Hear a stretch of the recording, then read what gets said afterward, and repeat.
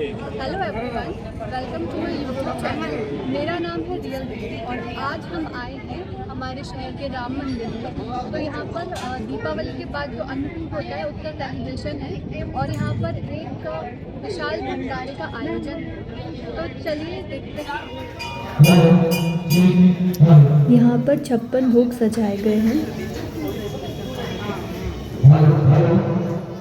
ठीक 7:30 बजे श्री राम दरबार में आरती होगी। नमस्ते पंडित जी, आपका परिचय दीजिए। मैं पंडित शशिकांत शास्त्री रामनगर से। जी, तो पंडित जी हम ये जानना चाहते हैं कि ये जो अन्नकूट का त्यौहार है ये हम दीपावली के बाद क्यों मनाते हैं? अन्न के विषय में श्रीमद् भागवत में आया है कि भगवान श्री कृष्ण जी के द्वारा समस्त गोकुलवासियों के लिए संदेश दिया है कि वनस्पति पूजन करना चाहिए, जिससे कि वनस्पति जो है संतुलित रहे। और हमारे जो गोवर्धन पर्वत में वही हमारे लिए सब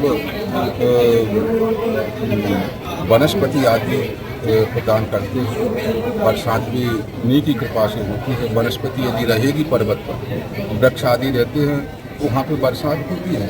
इसीलिए गोवर्धन पर्वत की कृपा से ही हमको ये सब प्राप्त होता है। इसलिए भगवान श्री कृष्ण जी ने इंद्र की पूजा ना करके गोवर्धन की पूजा दीपावली के दिन बाद भगवान श्री कृष्ण जी के द्वारा यह परंपरा प्रारंभ हुई है। तो उसी समय से हम लोग अन्न का क्या कहें गोवर्धन पूजन का ये कार्यक्रम जो है उसी समय से हम लोग मनाते आ रहे हैं।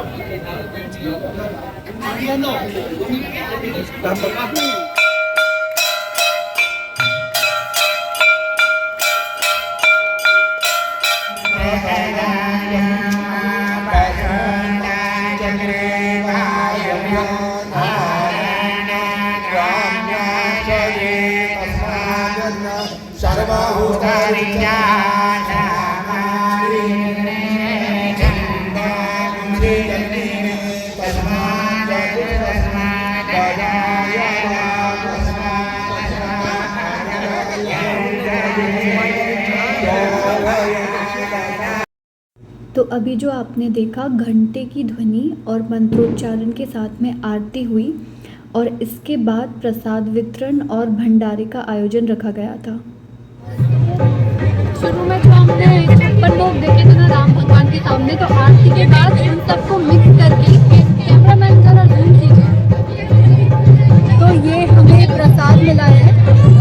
यहाँ पर ये पेड़ा है और रायते की बालूशाही है और खजूर है, पापड़ है, मिट्टी है और गाठिया है और ऐसे ही तो बहुत यमी सा प्रसाद मिला है हमें।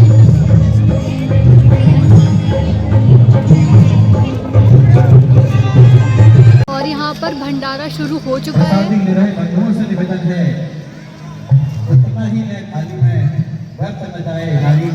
ये भगवान का प्रसाद है, इसको प्रसाद समझ के लें, जितना चाहे उतना लें, लेकिन झूठा पत्थर में न छोड़ें कि हर व्यवस्था में इतना न पड़ सका है थालियों में मटकों में कि जिससे बर्फ जाए।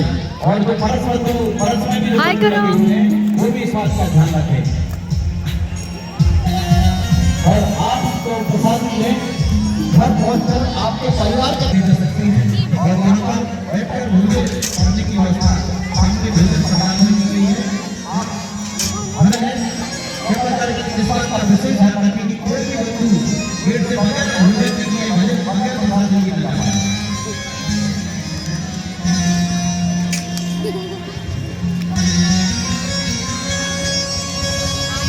दोस्तों ये हमारे प्रसाद के पापड़ भी आ रहे हैं, देखिए। तो ये है हमारे प्रसाद का मेन्यू। आलू और बैंगन की रस वाली सब्जी, पूरी, कढ़ी चावल, गुलाब जामुन। और हम बहुत देर से पापड़ का वेट कर रहे हैं पर पापड़ वाले भैया आए नहीं। तो चलिए अब हम शुरू करते हैं।